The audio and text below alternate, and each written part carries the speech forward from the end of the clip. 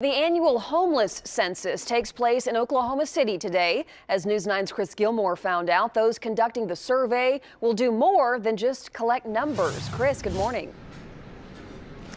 Good morning. You know, it's a busy morning here at the Homeless Alliance in Oklahoma City. It happens once a year, the Point in Time survey. Here in the kitchen at the Homeless Alliance, we have a lot of volunteers and staff working pretty hard to get breakfast served up in the day shelter that opens right at 6. Now, a lot of the people that are going to be taking part in the breakfast are also going to be included in the census. It's an important thing that happens here every day. They serve breakfast and lunch here, but it's one of the many services that are offered by the Homeless Alliance. I'm joined today by Kinsey Crocker of the Homeless Alliance, who's helped organizing the census today. And Kinsey, I want to ask you first, how does the census affect the way that you guys organize your services here? Yeah, the count allows us to really look at trends happening in Oklahoma City so that agencies can better plan their services and housing programs.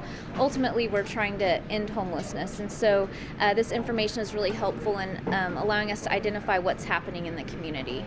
And Scott and I behind the camera actually just came from one of the homeless camps that the volunteers were going out to try and collect this information. And one thing that I learned is that it's very difficult to gather this information. So I want to ask, what was the number last year? Because you mentioned that this does happen once every year. And how accurate or how hard is it to get an accurate number? Yeah, it's a challenging population to count, as you might imagine.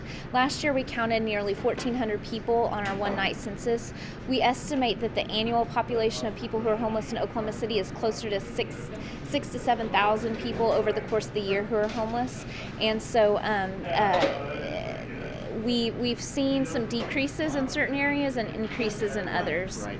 Well, thank you so much, Kinsey. Additionally, I mentioned in my earlier hits that Oklahoma City Public Schools engaged a survey of how many students in the district are homeless, and that number was above 5,400.